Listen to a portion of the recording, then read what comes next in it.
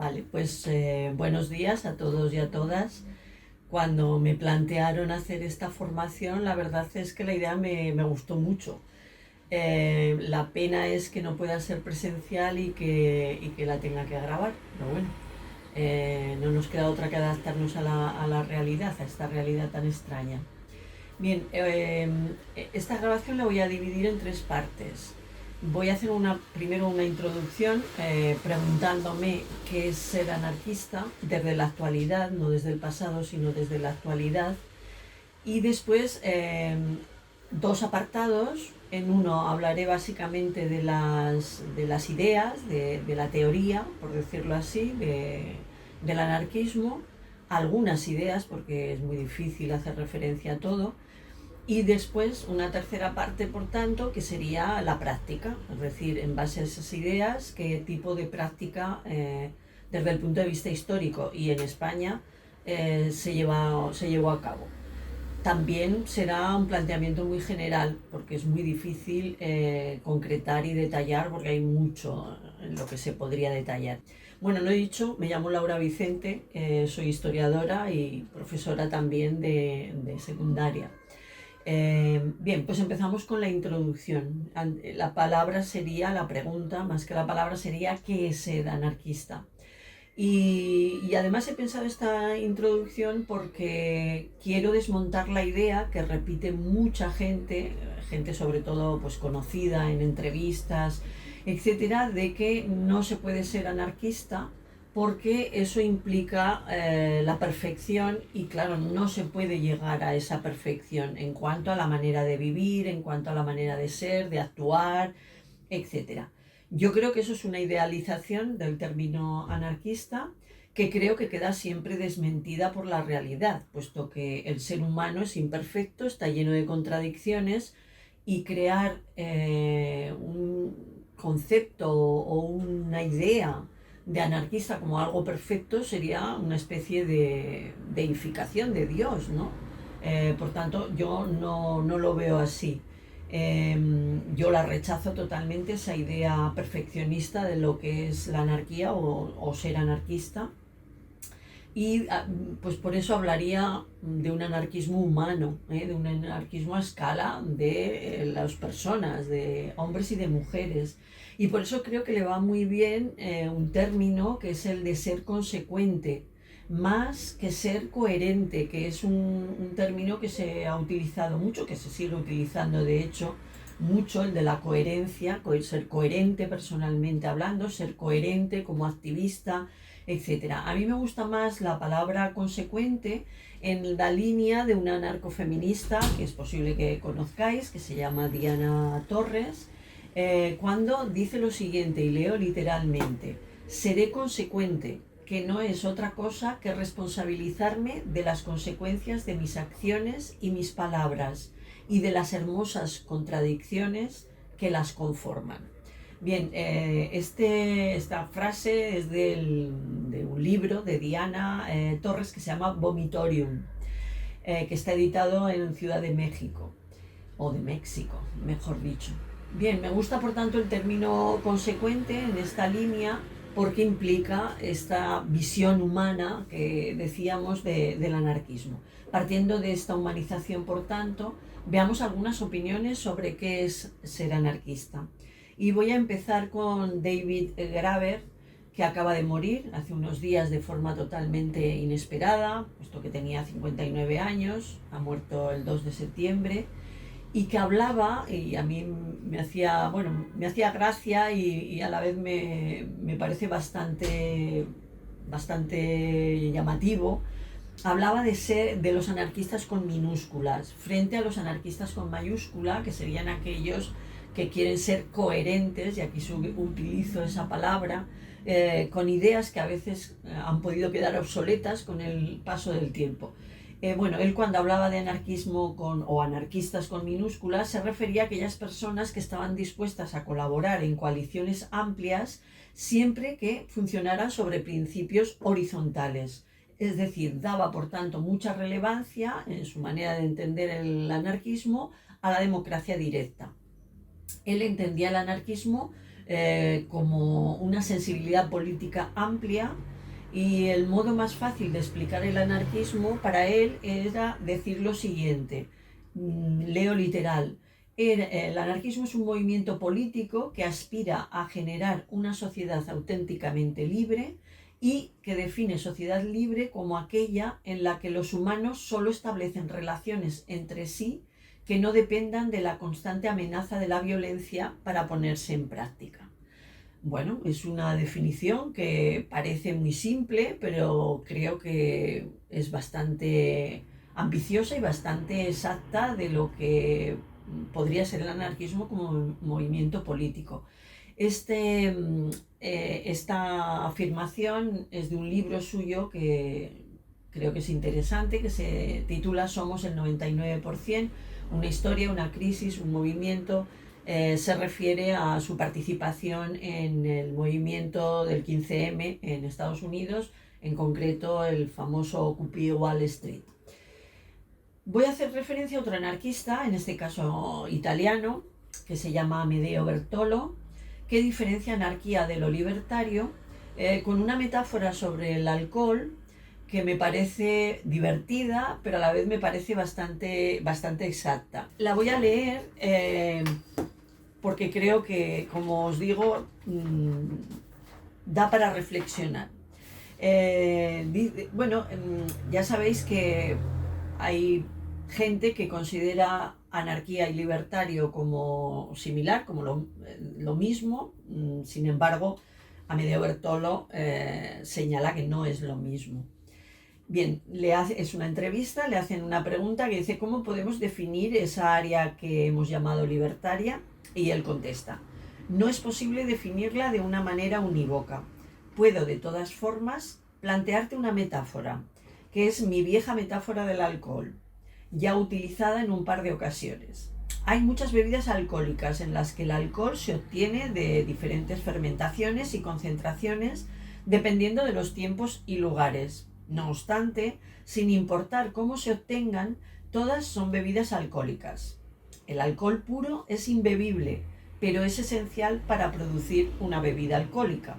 Aceptemos ahora que el alcohol puro es la anarquía, y si lo queremos hacer bebible, debe ser producido con graduaciones más bajas que variarán conforme a los tiempos y lugares y en función de las materias primas utilizadas, casi siempre diferentes. En esta metáfora alcohólica, el término libertario podría referirse, por ejemplo, a una sidra, es decir, a una bebida con un contenido alcohólico moderado, lo cual no implica ningún desdén por esa bebida, que me gusta. En otras palabras, no es correcto decir que quienes pertenecen a ese área no son suficientemente anarquistas. En ciertas situaciones, una bebida baja en alcohol puede ser incluso preferible, pero ciertamente de la metáfora no se desprende la abstinencia del alcohol. No solo, por lo tanto, no hay desprecio por esas bebidas de baja graduación alcohólica, sino que por el contrario existe aprecio, porque, al menos por ahora, la anarquía pura, 100%, es imposible de beber. Es posible que una nueva especie humana, capaz de beber anarquía pura, se desarrolle en el futuro, pero por el momento es antropológicamente impracticable. En conclusión, la anarquía puede y debe ser pensada de la misma manera en que pensamos sobre cuánto alcohol ponemos en nuestras bebidas. Y le hace una pregunta más. Dice: ¿y en tu opinión esto nunca se había hecho hasta ahora? Y él contesta: observado con detenimiento, el anarquismo clásico era más libertario que anarquista. Por ejemplo, la actividad puesta en práctica por Bakunin o por la Primera Internacional no era anarquía pura, era una práctica libertaria con un contenido parcialmente anarquista. Y el anarcosindicalismo fue y es acción y pensamiento libertarios. Bueno, ahí tenéis una reflexión que creo que puede dar también paso a comentar, a debatir, y a la vez pues creo que es bastante, bueno, clara en lo que quiere decir al diferenciar anarquía de lo libertario. Amedeo Bertolo entiende el anarquismo como una mutación cultural realmente, al cuestionar la dominación, y dice que los anarquistas me gusta mucho este fragmento. Dice: los anarquistas son mutantes que tienden a transmitir su anomalía cultural, anomalía en relación con la normalidad, o sea, con el modelo dominante, y al mismo tiempo crear las condiciones ambientales favorables a la mutación, o sea, a la generalización del carácter mutante. Otro anarquista, como os decía, Uri Gordon, considera que el anarquismo histórico puede inspirar y dar ideas, pero que el movimiento anarquista actual difiere de muchas maneras de la visión de hace 100 años, y eso nos indica su manera de entenderlo, que lo sintetiza en 4 aspectos breves, que evidentemente él en su libro desarrolla. Esto pertenece al libro Anarchy Alive, políticas antiautoritarias de la práctica a la teoría. Como veis, mi inglés es bastante nefasto. Bien, como os decía, su manera de entenderlo respecto al anarquismo histórico, él dice hace 100 años, se fundamentaría en 4 diferencias. La primera: él considera que hoy las redes de colectivos y grupos de afinidad sustituyen a los sindicatos y federaciones como patrón de organización. Punto polémico donde los haya. Segundo, dice que los programas del movimiento actualmente son más amplios, incluyen ecología, feminismo, liberación animal, etcétera, que pueden ser tan importantes como las luchas antimilitaristas y obreras de hace 100 años. En tercer lugar, cree que el anarquismo actual pone mayor énfasis en la acción directa prefigurativa y en la experimentación cultural que hace 100 años. Y por último, el compromiso con la modernidad y el progreso tecnológico que tuvo el anarquismo en el pasado ya no es compartido en los círculos anarquistas actuales. Bueno, son 4 aspectos también que creo que son interesantes. Estos cambios cualitativos que señala Uri Gordon se suman a una especie de paradigma, de modelo, en el anarquismo que en la actualidad es bastante heterodoxo y que está cimentado en la acción y en el propósito de vencer. Y por último voy a hacer referencia a una mujer, a Emma Goldman, que, haciendo referencia a la Revolución Rusa, afirmaba lo siguiente, y leo literal: afirmaba que el triunfo del Estado significa la derrota de la revolución, y se preguntaba: ¿qué es el progreso sino la asunción general de los principios de la libertad frente a los de la coacción? Para ella, por tanto, la libertad es clave, y decía que es la que debe vetar la tiranía y la centralización para luchar por transformar la revolución en una reconsideración de todos los valores económicos, sociales, culturales, etc. El anarquismo, por tanto, ya sintetizando esta introducción, nunca ha sido algo acabado, cerrado. En sí, si lo consideráramos así, yo creo que sería la antítesis de lo que es la anarquía, de lo que es el anarquismo, considerar algo ya como algo hecho y que no puede evolucionar. Yo creo todo lo contrario. La anarquía, si se caracteriza por algo, es por su capacidad de adaptación a las nuevas situaciones, a las nuevas realidades, etc. Por tanto, yo considero que el anarquismo es algo por contra diverso, poliédrico, que se adapta a la situación en función de los cambios que se van produciendo.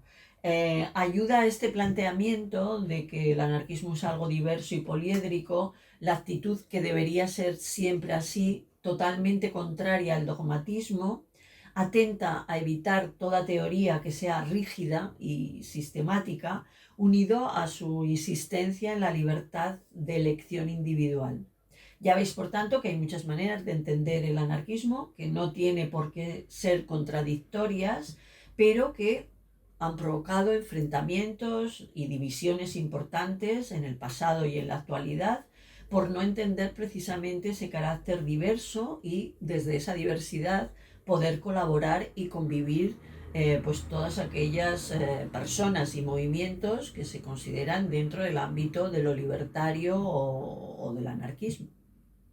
Bien, voy a tratar de señalar, desde mi punto de vista, quizás si hubiera aquí otra persona que estuviera haciendo esta presentación, os hablaría de otras ideas o daría relevancia a otras cuestiones.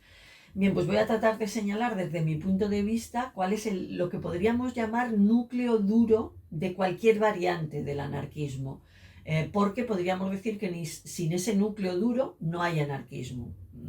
Claro, es una opción, ¿no? Que yo considero, ya digo, que a lo mejor otras personas seleccionarían otras ideas para definir ese núcleo duro. Lo voy a sintetizar en cinco puntos, y voy a hacerlo breve, porque luego entraré en algunas de estas ideas. El primer elemento de ese núcleo duro de cualquier variante del anarquismo sería una beligerancia radical contra todas las formas de dominación. No digo explotación, que también hablo de dominación, que es un concepto, como luego comentaremos, más amplio. El segundo aspecto de este núcleo duro del anarquismo, que creo que ya en la introducción ha quedado claro, porque lo han mencionado más de uno de los referentes que os he señalado, es la ausencia de imposición, es decir, la libertad propia, personal y colectiva, que solo es posible si se da entre iguales, es decir, en un marco de justicia social y yo añado y de género. Podríamos hablar también de raza y de otros componentes, pero sobre todo de estos aspectos que os he señalado. El tercer aspecto de ese núcleo duro sería la unión de idea y acción, o lo que es lo mismo, teoría y práctica. La exigencia máxima de consecuencia entre la praxis cotidiana y la teoría. Yo creo que es la diferencia fundamental del anarquismo respecto a otras ideologías, como el marxismo u otras ideologías, es decir, esa consecuencia entre la teoría y la práctica, no entrar en contradicción.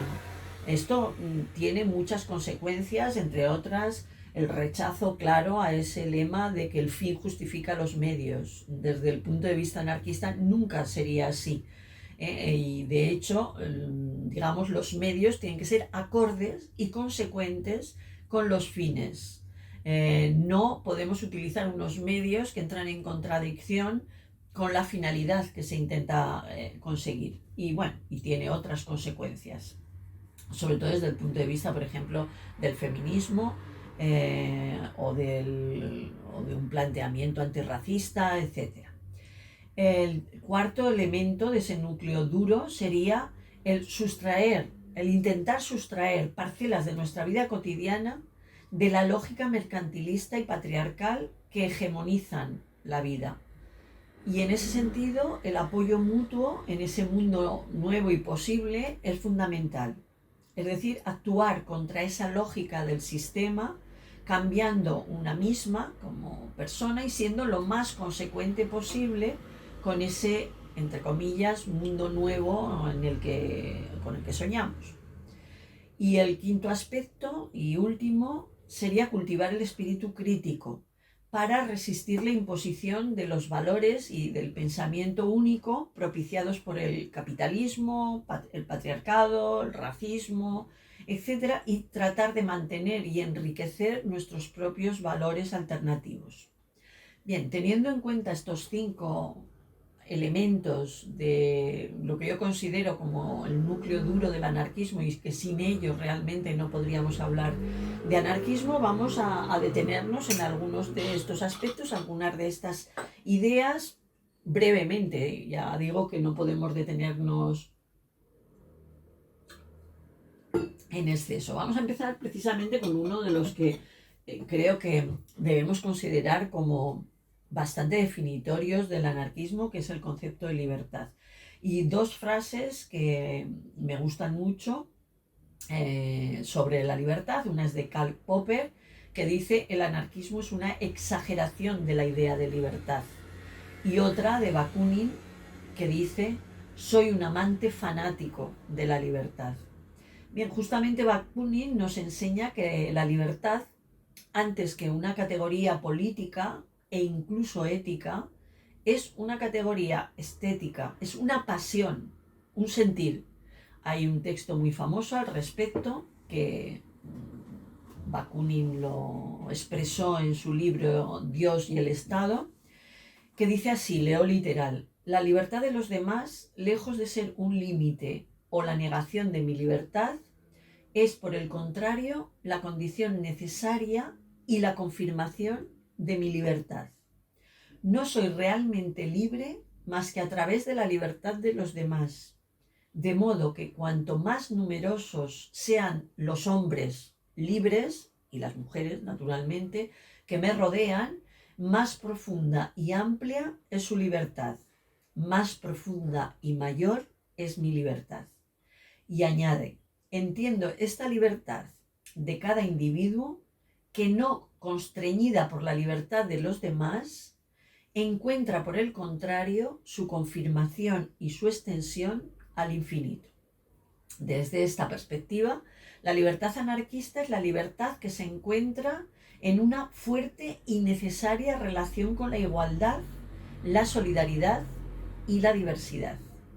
La libertad, desde los orígenes del anarquismo, fue entendida como libertad individual, lo que implicaba actuar según los dictados de la propia voluntad, lo cual deriva en lo que podemos denominar como soberanía individual, es decir, en el poder que cada persona debería preservar sobre su presente y su destino. La libertad individual era considerada la antítesis de la autoridad, no de la sociedad, porque muchas veces cuando se acusa al anarquismo de individualista, se le acusa de ser la antítesis de lo social, de la sociedad. No es así, es la antítesis en todo caso de la autoridad, pero no de la sociedad. Cuando hablamos de autoridad, es la autoridad que nace cuando la sociedad delega su poder de decisión en las instituciones y se deja gobernar por el Estado. Por tanto, esa libertad sí que es considerada la antítesis de la autoridad, o sea, es contraria totalmente la libertad individual con delegar el poder en otros que a través del Estado nos gobiernan. Para que pudiera darse una armonía de la vida individual en sociedad, eran necesarios los derechos naturales inherentes a lo que podríamos llamar, y esto es un poco polémico, naturaleza humana, y anteriores incluso a la existencia de la sociedad. Y además tienen que estar también vinculados al federalismo, que estaría basado en pactos de cooperación estable y libremente concertados entre las personas, entre esas voluntades soberanas de las que hemos hablado. Bien, y pasaríamos a otro término, otro concepto, otra idea importante en el anarquismo, que es el rechazo a la dominación. La dominación es cuando la función de regulación social la ejerce solo una parte de la sociedad. Si el poder es monopolio de un sector privilegiado o dominante, da lugar a otra categoría, a un conjunto de relaciones jerárquicas de mando-obediencia. La dominación define las relaciones, por tanto, entre desiguales, desiguales en términos de poder, o sea, por tanto, en términos de libertad. Define las situaciones de supraordinación, subordinación. Define los sistemas de asimetría permanente entre los grupos sociales. La dominación pertenece de manera privilegiada a la esfera del poder. Los que detentan la dominación se reservan el control del proceso de producción, de la sociabilidad, expropiándoselo a los otros. El fenómeno es similar al de la posesión privilegiada de los medios de producción material, aunque aún es más grave, ya que concierne a la propia naturaleza humana. La dominación es negación de humanidad para todos los expropiados, para todos los excluidos de los roles dominantes de la estructura social. Otro concepto que también hemos mencionado dentro del núcleo duro era el apoyo mutuo. La anarquía la entendemos precisamente como un espacio social en el que predominan las técnicas mutualistas y de cooperación autogestionada para responder a las necesidades y solventar los problemas de la sociedad en el presente. Kropotkin, Colin Ward, David Graeber o Emma Goldman, entre otras, muestran su convicción en la preexistencia desde siempre de una sociedad anárquica que se organizaba sin autoridad y en la que la acción directa tenía un papel importante. Allí donde a lo largo del tiempo aparecía una forma de actuación autónoma, antiautoritaria, solidaria, cooperativa, contraria a la dominación, etc., estaba la semilla anarquista, sean sociedades llamadas primitivas, medievales, capitalistas o socialistas. Esa era la única posibilidad de destruir al Estado y otras formas de organización autoritaria, comportándonos de otra manera, por tanto.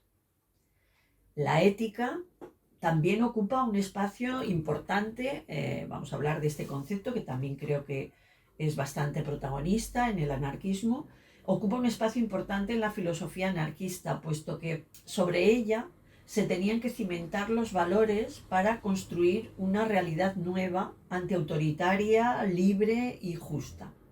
Esta estaba presente tanto en la crítica a la sociedad existente como en la revolución, que necesariamente tenía que ser ética, y también evidentemente en la definición de la nueva sociedad.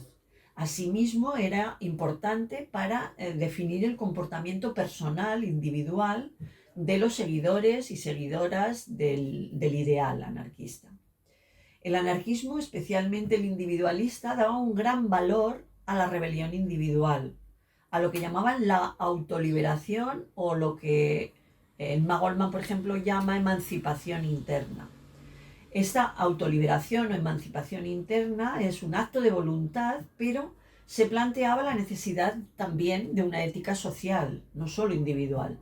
Una ética social que tenía que nacer de los derechos y deberes personales, que levantaría un edificio de valores que serían auténticos límites sociales para administrar la propia libertad.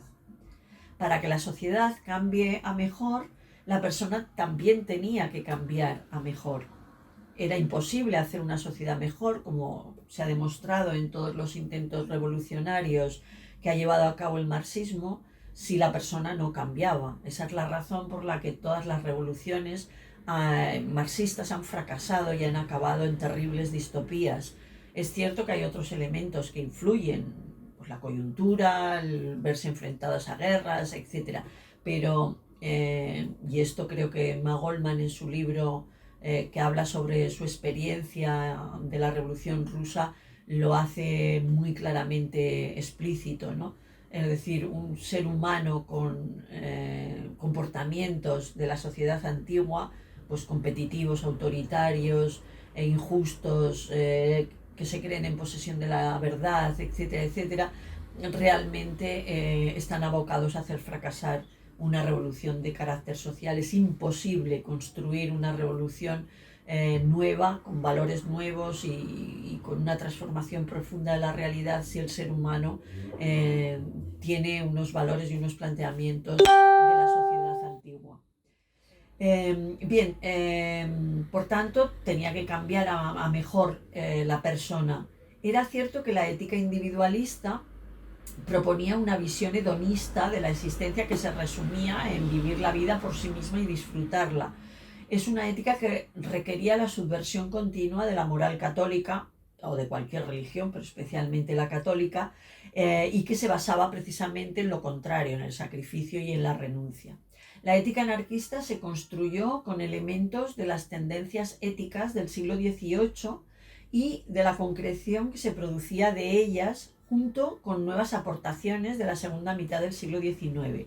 Encontramos, pues, aspectos de la moral reflexiva que intentó construir un sistema ético sobre el egoísmo racional e ilustrado, aceptando la razón como única autoridad moral, y de la propia moral del sentimiento que defendía la originariedad inmediata de los impulsos morales o la idea de simpatía, que Kropotkin la reconvirtió, esta idea de simpatía, en solidaridad, yendo más lejos al defender el respeto a los derechos de los demás y la acción conjunta para defenderlos. Un ilustrado como Montesquieu ya señalaba que libertad y virtud iban unidas. Sin libertad individual no hay posibilidad de elección ética, e intentar imponer la virtud o la ética desde el poder era un contrasentido. era una paradoja que no tenía solución, como hemos hablado antes con el tema de la Revolución Rusa. Bien, otros conceptos relevantes y definidores del anarquismo, pero que no los he señalado como que forman parte del núcleo duro, pero que son muy importantes, podría ser, por ejemplo, la acción directa y la autogestión. La acción directa es un término que inventó el sindicalismo revolucionario en finales del XIX, sobre todo y especialmente principios del siglo XX, para librarse de las trampas simbólicas de la ley, de la representación y de la negociación. Este sindicalismo quería negarse a ser intermediario, a ser representante de los intereses obreros, rechazando desplegarse sobre la escena falsamente racional y ordenada del derecho y de la representación, manteniéndose como agrupación autónoma. Este término ha acabado significando, más allá del sindicalismo, una manera de actuar en la que no se acepta la mediación, sino la lucha directa entre quienes contienden y especialmente la negación de depositar la capacidad de decisión en unos representantes que a partir de ese momento negocian o gestionan asuntos en su nombre y sin consultarles. La autogestión puede tener múltiples significados. Puede ser interpretado también como cogestión, es decir, como participación subalterna de los trabajadores y trabajadoras, colaboración, por tanto, que llamaríamos interclasista. La autogestión puede hablar de autodeterminación individual y colectiva, que se manifiesta de mil maneras y que se traduce en una desestructuración del poder en todos los macro y micro sistemas en donde el poder se manifiesta, desde la familia al Estado, pasando por la fábrica, el barrio, la escuela, el hospital, el sindicato, etc. Implica la socialización del poder en el sentido de que no esté concentrado en roles sociales determinados, sino extendido en todo el cuerpo social. La autogestión no es ni un fin ni un medio, sino un modo de investigar y expresar la consecuencia entre estos y aquellos en términos organizativos y con referencia tanto a la crítica teórico-práctica de lo existente como a la propuesta de estructuras sociales alternativas. La autogestión es una metodología organizativa de signo libertario e igualitario, si se aceptan todos sus presupuestos e implicaciones en profundidad y en extensión, aplicando la autogestión del estrecho microcosmos del lugar de trabajo o de la casa a todas las esferas y todos los niveles de la vida social. La autogestión generalizada adquiere así una dimensión cultural en la que se encuentra con la dimensión social y económica. El antipoliticismo es también otro elemento que ha estado muy asociado siempre al anarquismo. El antipoliticismo no significa renuncia a la política entendida como res pública, cosa pública, es decir, bien común, que entiende la política en un sentido mucho más amplio que el de gobernar o el de elegir a quien nos han de gobernar, que es precisamente lo que rechaza el anarquismo con la consiguiente delegación del poder en manos de las instituciones. La rebelión, quizá mejor o más que la revolución. Rebelión entendida como subversión de los valores más profundos y enraizados en cada persona, eliminando los prejuicios basados en la cultura cristiana y burguesa, al menos en nuestro caso. El sujeto de la rebelión es la humanidad más que las clases sociales. La rebelión no es solo económica, es contra la opresión que brota de todos los ámbitos de lo social. Por su dimensión ética, convierte la cultura y la educación en elementos fundamentales. Eso, por este motivo, es por lo que se fijan aspectos claves de la existencia, cosa que nunca hace el marxismo, como pueden ser la alimentación, la salud, la pareja, el amor, la sexualidad, la relación y el respeto con la naturaleza, etc. Vale, pues pasamos a este tercer punto, que es el anarquismo histórico, pero localizado en España. En lo otro estábamos hablando en general, aunque básicamente en las ideas pues hemos hecho referencia también a este país, ¿no? Pero en principio aquí sí que vamos a concretar más en España, como os digo. Bien, vamos a hablar de unos 140 años. Vamos a hacer mención muy, ya digo, por encima de, como digo, unos 140 años, desde la década de 1870 hasta la primera década del siglo XXI, hasta el 2010, que, como digo, pues vamos a tener que abreviar. Bien, los primeros 70 años, es decir, de 1870 hasta 1939, se podrían dividir en dos etapas que están marcadas por un cambio trascendental. La primera etapa, que se inicia con la Primera Internacional, iría de 1870 a 1916. En esta primera etapa, la evolución del anarquismo en España no fue diferente a la del resto de Europa.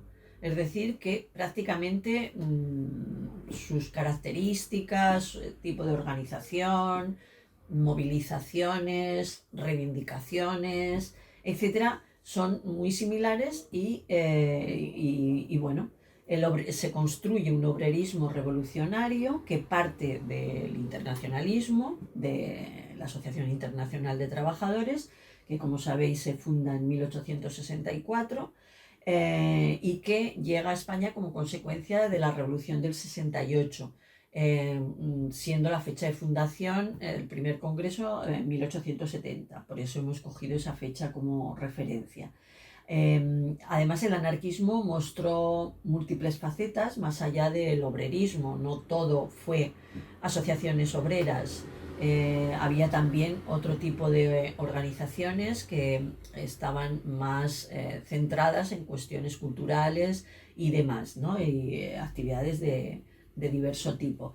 Pero realmente se daba la relevancia sobre todo pues, a estas asociaciones obreras, reivindicaciones laborales, jornada laboral de 8 horas, 1 de mayo, etcétera, etcétera.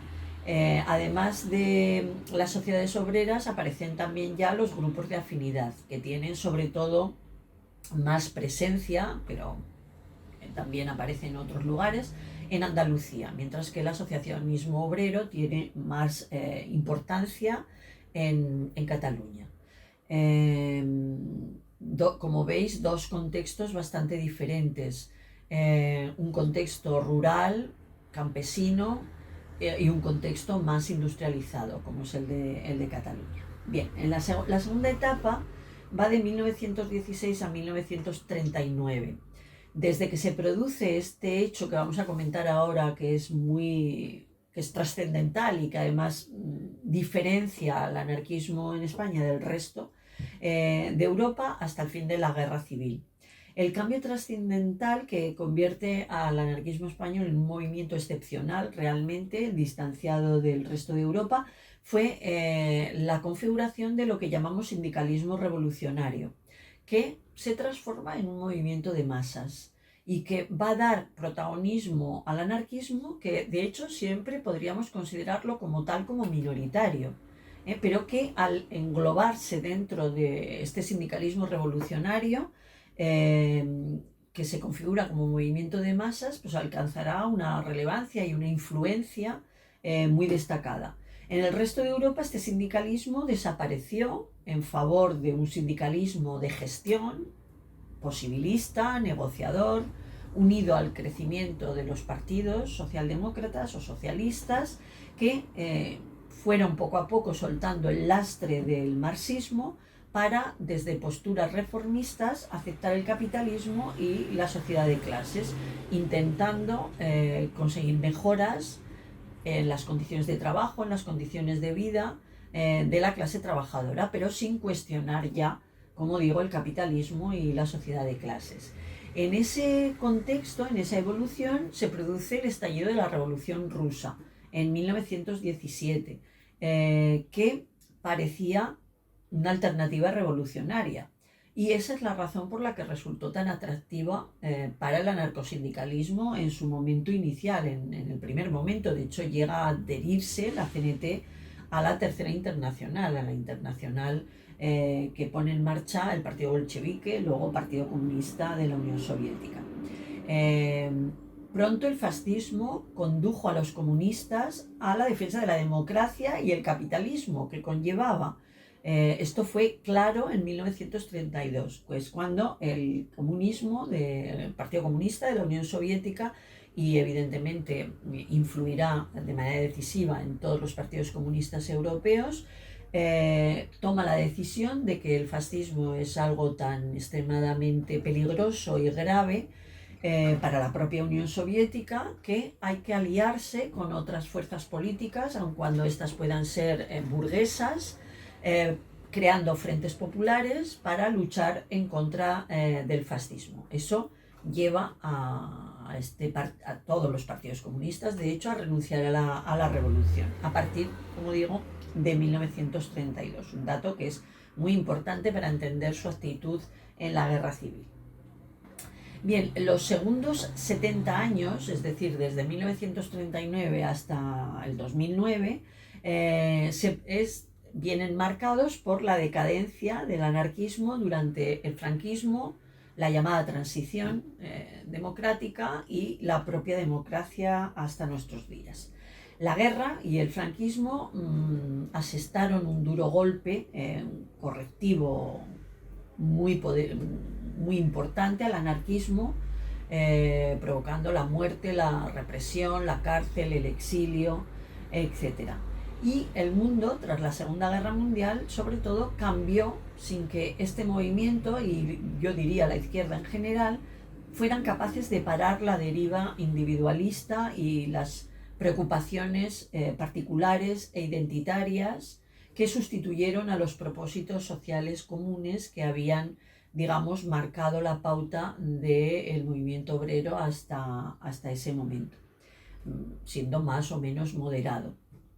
La política, sin idealismo, se convierte en una forma de contabilidad social. Lo estamos viendo ahora con el llamado gobierno progresista, entre comillas. Es decir, cuando hablo de contabilidad social, hablo de la administración de las cosas y las personas. Reducida a tan poco, la derecha se mueve con mucha comodidad y convierte la política en un coto cerrado para los ricos, que impulsan la idea de que los de abajo se merecen su suerte y han de culparse además de ella. Poco espacio, o mejor dicho, un espacio difícil, queda para otra visión de la sociedad actual.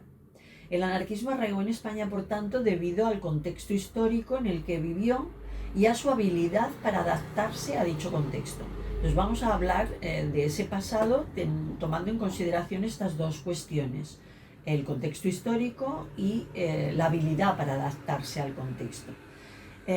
Decir primero que el arraigo del anarquismo en España no fue una anomalía, como se han empeñado en señalar la historiografía marxista, que siempre buscaba cosas excepcionales, el carácter español, que era caótico y yo qué sé, tonterías. No tiene nada que ver con eso, no es ninguna anomalía. Responde a dos hechos, como estamos diciendo: el contexto histórico en el que se desarrolla esa etapa de crecimiento que hemos visto desde 1916 a 1939. Por un lado, dentro del contexto, el sistema político, un sistema político liberal, capitalista, aunque con una gran lentitud en el desarrollo industrial, que se denominó Sistema de la Restauración y que se desarrolló entre 1874 y 1931. Fue un sistema político basado en el bipartidismo y el turno de dos partidos, que tenía su fundamento en la manipulación electoral sistemática a través de la existencia del caciquismo en el medio rural o de la actuación de los gobernadores civiles en el medio urbano. El resultado era un sistema con escasa representatividad de la población, ya que la mayoría estaba marginada de la vida política, es decir, en ningún caso podían ganar. Esa manipulación siempre daba el poder por turno al Partido Conservador o al Partido Liberal, ambos partidos representativos de las clases dominantes, de la burguesía, de los grandes propietarios de la tierra, etc. Ignorar los problemas de la mayoría y recurrir a la mano dura cuando estos tomaban la calle era algo sistemático, era lo habitual. Se suspendían las garantías constitucionales continuamente, se aprobaron leyes especiales contra el anarquismo, el ejército se convirtió continuamente en un garante del orden público. Esto quiere decir que el ejército salía a la calle. El ejército era quien reprimía las huelgas, quien reprimía grandes manifestaciones cuando las autoridades veían que se les iba de la mano, básicamente porque mientras que en el medio rural sí que existía la Guardia Civil, en el medio urbano no había más que la policía local, entonces esto no servía para hacer frente a estas grandes movilizaciones. Entonces el ejército con sus armas, sus cañones, salía a la calle, acampaba en la calle días y días hasta que acababa con estas revueltas o con situaciones, digamos, de alteración del orden público relevantes. Se ponían en marcha procesos sin garantías procesales que acababan en penas de muerte y numerosas penas de muerte. Bueno, todo esto era lo habitual de este sistema de la Restauración. Era muy difícil, por tanto, durante la Restauración hacer atractiva una opción que defendían pues, el republicanismo, el socialismo, una opción basada en la acción política y en las posibles mejoras que se pudieran conseguir para las clases trabajadoras a través de una política reformista llevada a cabo a través de esa acción política, es decir, a través de los diputados que se pudieran conseguir en las Cortes. El sistema político, democrático y capitalista también, que corresponde a la Segunda República, que se desarrolla entre 1931 y 1936, supuso un cambio en cuanto que mostró enseguida sensibilidad social, pese a la falta de recursos económicos necesarios para impulsar una política reformista, que no pudo desarrollarse, provocando una gran frustración por las grandes expectativas que se abrieron cuando se proclamó la República. Por otro lado, el orden público, un tema clave para la cuestión social, se mantuvo subordinado al poder militar desde la misma proclamación de la República, y ésta recurrió profusamente a normas excepcionales. Es decir, que en cuanto al orden público realmente no hubo cambios especialmente destacables respecto a la etapa anterior del sistema de la Restauración, en el que incluimos también la dictadura de Primo de Rivera, a la que no he hecho alusión porque forma parte, de hecho, del sistema de la Restauración. Bien, durante la Segunda República, cuando gobernó el centro-izquierda, que es la opción política reformista, no olvidemos que la Segunda República no fue solo centro-izquierda, hubo también centro-derecha, que se suele olvidar a los idealistas de la República y de todas las ventajas que nos va a traer la proclamación de un sistema republicano, que la experiencia histórica, al menos en la Segunda República, que sí fue una experiencia realmente existente, desde luego no fue muy favorable al anarcosindicalismo y al anarquismo en general. Bien, pues decía que cuando gobierna el centro-izquierda, la opción política reformista fue más atractiva. Eso generó un crecimiento, por ejemplo, de la Unión General de Trabajadores y del propio Partido Socialista Obrero Español, pero la situación de crisis económica mundial y la polarización que se produce entre derecha e izquierda hizo muy difícil estabilizar ese primer sistema democrático que se produce en España. Democrático, a diferencia de liberal, por dos razones. Una, porque en la Constitución que se aprobó durante la Segunda República por primera vez votaron hombres y mujeres, fue aprobado en diciembre de 1931, y por tanto las mujeres votaron por primera vez en el año 33, y democrática porque, aunque no de una forma tan explícita como en las constituciones posteriores democráticas, ya aparecen derechos sociales, no solo derechos individuales y que son para todas las personas, sino derechos sociales que están destinados a las personas, digamos, más desfavorecidas desde el punto de vista económico, desde el capitalismo. Bien, esto por un lado, el contexto histórico, por tanto, realmente no favorecía grandes ilusiones en que, confiando en el voto y en la delegación del voto en unos representantes que en el Parlamento desarrollaban una política reformista, pues no fue muy atractivo.